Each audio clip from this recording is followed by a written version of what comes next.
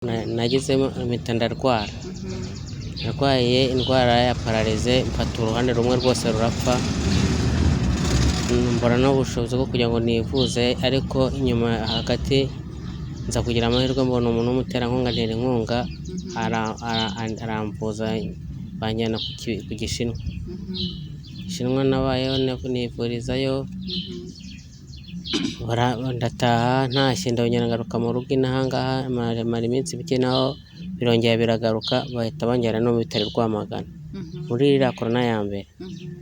Ubwo rero Rwamagana nabayeho muri korona ya mbere ndi njyenyine, nta murwaza nari mfite ntaki, kurya byari ibibazo, kugira ngo mbone akaruhuko ko kunywa byari ibibazo, nashaka kujya mu rwiherero nkafata ibyo bari barancometsemo nkabitera nkagenda nkajyayo. Ni ibiki bari baragucometsemo? Amaserumu. Ndi b'amaserumu. Namaze hafi ukwezi, nabwo ngira i Kigali. None se Kigali warayumvaga mu by'ukuri, ukumva ko bashakirayo ubuzima mu buhe buryo, bimeze gute? Numvaga bavuga ko i Kigali umuntu wese ugezeyo ngo abone akazi, akabona amafaranga, arebye rero amafaranga ntabwo nayabonye, n'akazi ntako nabonye, mbonye binaniye rero ndavuga nti wajya gushakisha mu tundi turere. Noneho hari umuntu twaganiriye ayangira inama ati muri nce za Kabuga umuntu yagiye yabonayo akazi. Ubwo rero naje ngeze inaha mpita mbona akazi k'ubuzamu. Yego. Akazi k'ubuzamu naragakoze nkakora imyaka 8. Muri imyaka 8 rero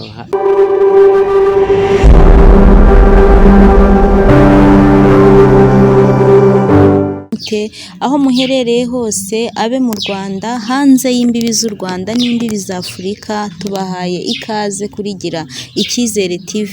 Nk'uko mubizi rero, tuba tubafitiye abatumirwa bagiye batandukanye, bagenda bavuga ku bintu bitandukanye by'ubu buzima ducamo bwa buri munsi. N'abatindiye rero, reka umutumirwa wacu w'uyu munsi atubwire n'icyo yatuzaniye. Murakoze. Murakoze. Yenzu Twagiramungu Jean Baptiste. Yewe banyita Twagiramungu Jean Baptiste.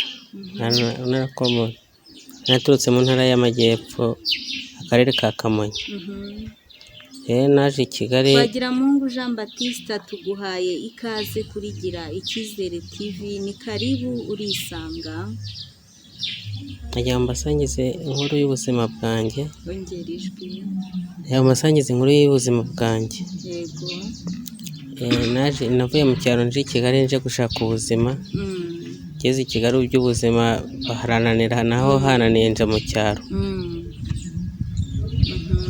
Haranira mpita nza mu cyaro. Yego. Nzi inaha rero nshaka ubuzima, ngeze inahangaha ndarwara. None se Twagiramungu, wageze i Kigali uri gushaka ubuzima, ese aho wari uri mu cyaro nta buzima bwari bwiza kugira ngo ugire igitekerezo cyo kuba waza i Kigali? Ntabwo bwari bwiza kubera ko twavukanye n'abandi bantu twari benshi, hari ubuzima bwabo bungoye, mpitamo rero kubateka njye gushaka ubuzima nigira i Kigali. None se Kigali warayumvaga mu by'ukuri, ukumva ko bashakirayo ubuzima mu buhe buryo, bimeze gute? Numvaga bavuga ko i Kigali umuntu wese ugezeyo ngo abone akazi, akabona amafaranga, arebye rero amafaranga ntabwo nayabonye, n'akazi ntako nabonye, mbonye binaniye rero ndavuga nti wajya gushakisha mu tundi turere. Noneho hari umuntu twaganiriye ayangira inama ati muri nce za Kabuga umuntu yagiye yabonayo akazi. Ubwo rero naje ngeze inaha mpita mbona akazi k'ubuzamu. Yego. Akazi k'ubuzamu naragakoze nkakora imyaka 8. Muri imyaka 8 rero nagezemo mpita ndarwara. Narwaye indwara ya pararize, mfata uruhande rumwe rwose rurapfa, mbona n'ubushobozi bwo kugira ngo nivuze, ariko inyuma hagati nza kugira amahirwe mbona umuntu w'umuterankunga antera inkunga, aramvuza banjyana ku Gishinwa. Gishinwa nabayeho nivurizayo, ndataha ntashye ndongera ngaruka mu rugo inahangaha, mara iminsi mike naho birongera biragaruka, bahita banjyana no mu bitaro Rwamagana muri iriya korona ya mbere. Ubwo rero Rwamagana nabayeho muri korona ya mbere ndi njyenyine, nta murwaza nari mfite ntaki, kurya byari ibibazo, kugira ngo mbone akaruhuko ko kunywa byari ibibazo, nashaka kujya mu rwiherero nkafata ibyo bari barancometsemo nkabitera nkagenda nkajyayo. Ni ibiki bari baragucometsemo? Amaserumu, mwenda w'amaserumu. Namaze hafi ukwezi, nabwo ngira amahirwe cyane mbona umuntu antera inkunga y'itiki imvana i Rwamagana inzana inaha, kugira ngo ngaruke inaha. I Rwamagana aho wari uri mu bitaro se, wavuyeyo ukize cyane wari wagakize? Ntabwo navuga ko nakize neza, kuko n'ubundi hari taransiferi, taransiferi bari barampaye izajya kunyuza mu cyuma i Kanombe, ubushobozi bwo kujyayo ndabyihorera. Ubwo rero ntabwo navuga nakize, kuko n'ubundi ikibazo kiracyarimo, ntabwo gihe cyakira. None Jean Baptiste uri mu cyiciro cya kangahe cy'ubudehe? Bangize mu cya kabiri. Bagushyize mu cya kabiri. None se ko njya numva ngo abantu bashyirwa mu cyiciro cya kabiri cy'ubudehe ni abantu baba bishoboye, baba bafite uko babayeho. Mbese ubwo muri make wowe nawe ufite uko ubayeho? Nta buzima bwiza mfite, ahubwo ibyo ngibyo sinzi icyo bakurikiza, ntabwo namenya ikintu bakurikiza. Ko abayobozi nabo bari babizi ko ndwaye, umudugudu w'inaha yari abizi ko ndwaye, n'abandi bayobozi bose bo mu mudugudu bose bari babizi, ariko nabonye banshyira muri kiriya. None kubera iki wowe utagiye kurekarama kubabwira ngo babikosore? Bashobora kuba barabikoze bibeshye, kuki wowe utagiye kubabwira ngo babe babikosora, noneho ushyirwe mu cyiciro kigukwiriye? Babigize, uzi ko hari ibindi byiciro bakoze bya kabiri, barabikoze ndabivuga, mvugana n'impapuro zanjye, ariko nabonye nta kintu bigeze babihinduraho, zo koza ubumuga bwo kwa muganga bamaye ko ndwaye, ariko nta kintu bigeze babikoraho. Ubwo ba nyirabayazana ni bande? Ni abayobozi cyangwa ni abaturage muturanye? Njyewe ikibazo ntabwo nzi uko ntabwo nagira uwo nshinza, mbona umuyobozi n'ijya n'umuturage. Abaturage bo baramvuganiye rwose,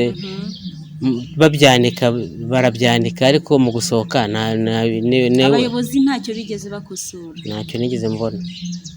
Ubwo rero kubera n'ibibazo by'ubuzima bwanjye, nyine ni umuntu wamugaye, nta kazi mfite, nta kintu cyo gukora mfite, ariko mbayeho mu buzima bubi cyane. Kuko ikibazo nk'iki kiganza, aka kaboko ureba, iyo ngenda mu nzu ubona ari kazima, ariko nta buzima burimo, kaba kandya, ntabwo gakora, kaba kandya. N'aka kaguru kako, mbese ni ukuvuga ngo uruhande rwose rwaragiye, n'imisaya waragiye gutyo uhengamye, ariko ngira amahirwe urongera uragaruka.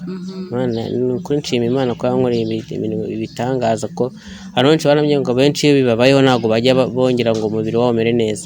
Gutyo ubona ngera nta kibazo, ubona ko nta kibazo mfite, ariko ikibazo cyo ndagifite. None Jean Baptiste, nyuma yo kumugara gutyo ubayeho ute? Ese urya iki? Utunzwe n'iki? Uburyo mbayeho ni uburyo bukomeye cyane, navuga ni Imana intunze, kubera ko ngira gutya nkabona umugiraneza aramfashije, hariho umpaye ikiro cy'umuceri, hariho umuntu ungiriye neza akansunikira nk'igihumbi. Ese ko muri iyi minsi n'agatelefone mfite, ko niba mfite agatelefone muri iyi minsi inzara yarandenda akagurisha kugira ngo ndebe ko naramuka. None Jean Baptiste, ko bavuga ko leta y'u Rwanda ifasha abantu abatishoboye, ikaba yabaha ibyo kurya, ikaba yabaha uburyo bivuza n'amacumbi, ese ibyo we ntabwo bijya bikugeraho? Ibyo ntabyo nabonye, nta n'umuntu uraza ngo agere n'ikintu anambaza. Sinzi n'inzira binyuramo kugira ngo niba babikorera nanjye mbe nabikorerwa, ntabwo nzi inzira byanyuramo. Kubera ko wenda ubwo yenda impamvu ni uko njye ntabwo inandi kavukire, naje ndi umuntu w'umupagasi ushakisha. Ariko nimba utari kavukire, uri umunyarwanda, ntabwo amahirwe yagenewe abanyarwanda muri rusange nawe wayahezwa kuko uri umunyarwanda. Ntabwo sinamenya ngo ubusobanuro ntabwo nabona bwo kukubwira, ko ntawe mfite nabibwiye wenda ngo ntawe wigeze ambaza. Navuze najya ku mureke ku kagari kubaza ngo ibi n'ibi. Mfite ikibazo mfite no kugira ngo mbone n'icyiciro byarangoye cyane, kugira ngo n'icyo cya kabiri na nacyo byarangoye cyane. Byakugoye gute se ibyiciro? Ko njye nabo numvaga ko hari ikibazo mfite, mva banshyira mu cya mbere, ariko mbona ntacyo bampaye, nyine ubwo nakira icyo nahawe, nta kundi nacyakiriye. naho iby'ubuzima bwanjye umbaza, kurya ni ikibazo, n'ubumuga no kutagira umuntu nta muntu ufite umfasha ntawe n'umwe, ni werekeye gusa nk'umugiraneza nk'uko twavugana gutyo ukavuga ngo ufashe, ukaba wankubita nkangahe nkagera, kuko sinahinga, ntabwo najya gukora ubuyede nk'abandi bantu, icyo kibazo mfite. Ariko mbonye nk'agashoro k'ikintu nakora nagikora. None se ubu Jean Baptiste ni iki wabasha gukora se kandi uvuga kuri iki mugabo wabaye pararize? Nyine ibintu bijyanye n'ubucuruzi nabikora, mbonye nk'udufaranga nkashora nk'akantu runaka, kuko mbere y'uko narwara narabonye udufaranga dukeya ibihumbi 300, ndangura imyenda niyo nacuruzaga, ariko hagati aho ngaho imyenda nagize hagati umuntu twabanaga, nabonaga n'undi muhungu arayikora arayintwara. Kubera iki utiyambaje inzego z'ubuyobozi? Twarashakishije ntacyo batakoze, yarabuze burundu. None se Jean Baptiste, wacuruza gute kandi uri pararize utabasha kugenda? Oya, kugenda ndagenda, ntabwo ntiwabonye naje, ariko ntambago nazanye, ntambago nigeze mfata, kugenda ndagenda, nubwo nagenda neza ariko ndagenda. Kandi urumva ufite ubushobozi, mbonye nk'akantu nkora, nshaka umuntu nk'uwaza nk'ako kazi ko nakabonye, ubuzima bugakomeza, no kurya umuntu asabye nabyo aba ari ikibazo, ariko iyo ufite akantu ukora ntabwo urya usabye, nyine uriyeranje. Ngeze nk'Imana nkabona nk'umuterankunga akantera inkunga akamfasha, nkabona ikintu nakora, rwose byaba bifashije ubuzima bwanjye, byatuma nigira imbere iminsi mike bwica ubuzima. Jean Baptiste, ni byiza cyane, ariko se ko iwanyu wavuye aho mu cyaro, ese ntihagihari? Niba inaha byaranze ntiwakwisubirirayo ukajya ku isambu ukaba wanahinga, cyangwa waba utabishoboye ugahingisha? Kandi nkubwira ko nta bushobozi nabona, ibintu byose ni amafaranga, naho se wahingisha, wafata umuntu akajya guhinga nta kintu undi bumuhembe? Guhinga ntabwo nabishobora, se ko n'ubundi n'ubuzima bwo mu cyaro urabizi buba bukomeye, nabwo ntabwo biba byoroshye, umuntu akomeza akagenda ashakisha gake gake. None se Jean Baptiste, waba ugifite ababyeyi bawe bombi barahari? Mfite umukecuru nawe ufite ikibazo nk'icyo mfite, nawe yarwaye umuvuduko, nanjye n'ubu ndawurwaye. Ni umukecuru wenyine, umusaza yapfuye kera. Ese Jean Baptiste, ko mbona uri mukuru, ukaba waramaze imyaka 8 muri Kigali ufite akazi, kuki utigeze ushaka umugore? Umugore namushatse biranga ndabyihorera. Waramushatse umugore, ubwo mwamaranye igihe kingana iki? Twamaranye imyaka 6. Noneho mufitanye n'abana mwarabyaranye? Twarabyaranye, dufitanye abana, ariko ntabwo mbana nabo, nawe ntitubana, babana na nyina. Baba iwabo mu cyaro. Umugore yarigendeye nansi aragenda. None se ubwo byaba byaratewe n'iki? Ibintu by'ingozi iki ntiwamenye ngo ntabwo nakugira ngo byatewe n'iki. Hari igihe ushaka umugore bikanga nyine, cyangwa n'umukobwa agashaka umugabo bikanga nyine, ubwo wenda yabonye nta bushobozi mfite bwo kumutunga arigendera. Ariko igihe yantaye indwaye, icyo gihe nyine yabonye ndwaye, ariko nawe hari ibintu bishaka kubaho, wareba umuntu ukabona bitavamo, ukabateka musige n'igendere. Ukuntu byagenze rero, nararwaye maze kurwara, ntabwo nihagurutsaga nicaye, sinava hano, narebaga ndyamye, ubwo sinihindukiza, byabaga ari ibyo. Niba naryamye ngaramye nuko, nabaga nicaye nigamye, ubwo byabaga ari uko, byasabaga ubufasha bw'umuntu wangira neza akampagurutsa. Nashaka kujya nko hanze kuri toilette, bikansaba umuntu uzanjyanayo, niba yararebye rero akabona bizamugora, aransiga arigendera. Jean Baptiste, mbere y'uko urwara, umudamu wawe mwari mubanye neza nta kibazo? Twari tubanye neza nta kibazo, ujya kumuhahira agateka nta kibazo. Hanyuma umaze kurwara ahita aguta arigendera cyane, yansize ahita agenda. Na n'iyi saha se ntabwo ajya aza kugusura? Reka ntabwo ajya ansoza, icyakora nk'abana wenda mfite telefone, tuvugana kuri telefone gusa.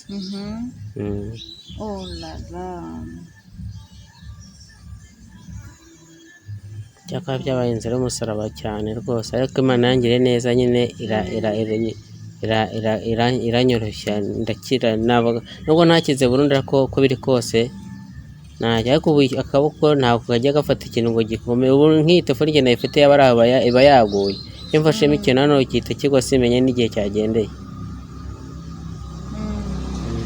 Ariko nshima Imana ko yangiriye neza igatuma noroherwa, n'ubu nkaba nyibasha guhumeka umwuka bazima.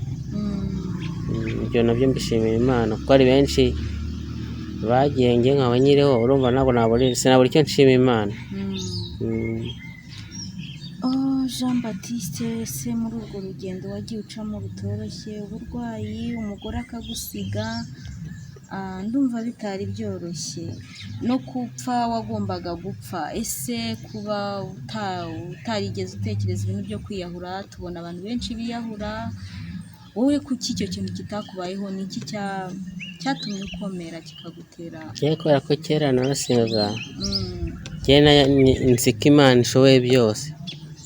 Imana rero ngiye kubera kwizera Imana ko ishoboye byose, nakomeje kugira icyizere Imana ishoboye byose, kuba ntarapfuye, si uko ndi umuhanga, nta n'ubwo nakoresheje, nta n'ikindi kintu nakugira ngo nakoze, ntacyo.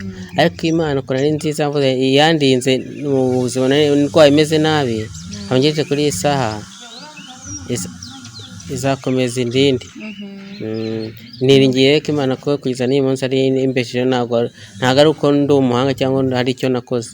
Kandi n'abafite amaboko baburara nk'uko mburara, ariko ngewe utagira icyo nkora, yego ndaburara, ariko hari igihe Imana ingira neza nkabona ifunguro rirabonetse. nuko ni ukuri, Imana ni nziza. Kuva noneho unayizera, kuva uyizera byanga bikunda hari icyo izagukorera cyane. Ibyo byiringiro byo ndabifite, kuko muri Bibiliya haravuga ngo uyishikamirijeho umutima izamurinda.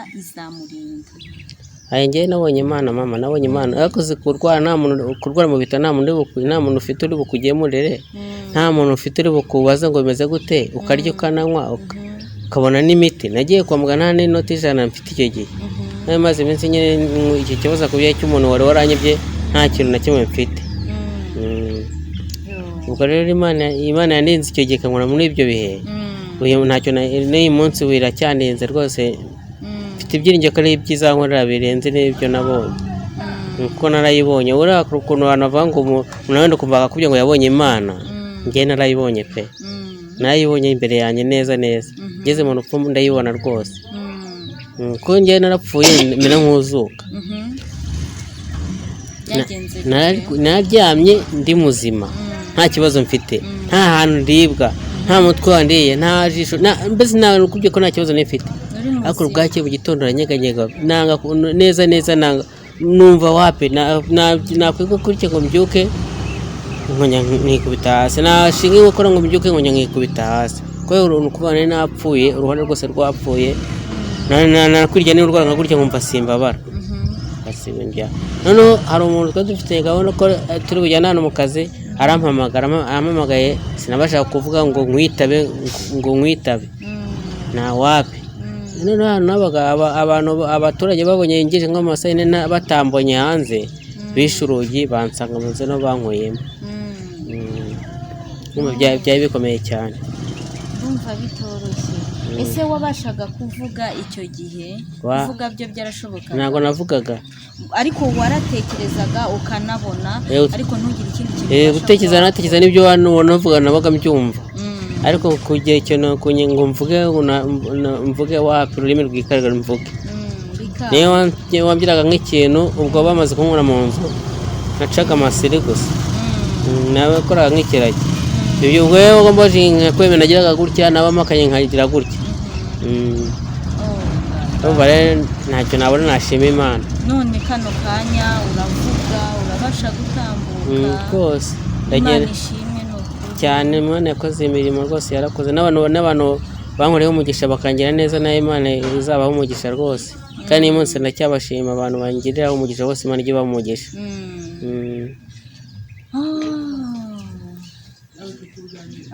ntabwo byoroshye, gusa ni ugukomeza ugasenga kandi wizeye, kuko Imana ni umubyeyi kandi ushobora byose. Bajya bavuga ngo ku Mana nta kidashoboka. cyane Byose mama, ni ku ukuri Mana rwose. birashoboka. Twasoza nta kindi ufite cyo kutubwira, birarangiye. Gusa icyo nababwira, aho ugeze umuntu wabona icyo yamfasha kubera ko ubuzima mfite ni bubi bw'imibereho, ndasonza, inzara ikandya. Yagize umuntu wagira icyo yamfasha, yabakoreye, yankoreraho umugisha. Reka twizere ko hari umuntu wenda ushobora gukorwaho ku mutima akaba yagufasha. Reka twizere kandi ko Imana nayo igihari kandi ikiri kumwe nawe, izaba ku ruhande rwawe kugeza ku musozo, kandi nawe ubyizere. Cyane rwose ndabyizeye, nzi ko Imana kandi mfite ibyiringiro ko ari icyo izakora. Inshuti zagira icyizere rero, mbibutsa gukora subscribe Umwuka Byaramwe, like, share na comment, kugira ngo bino bintu dukora bibashe kugera kuri benshi, kuko hari abo bishobora gufasha, hari abo bishobora kugira icyo bibungura mu buzima bwabo. Reka twizere kandi ko bizaba, natwe tukagera kure hamwe n'Imana, kandi mujye muzirikana ko mbakunda. Imana ijya ibaha umugisha. Murakoze, naho ubutaha. Bye.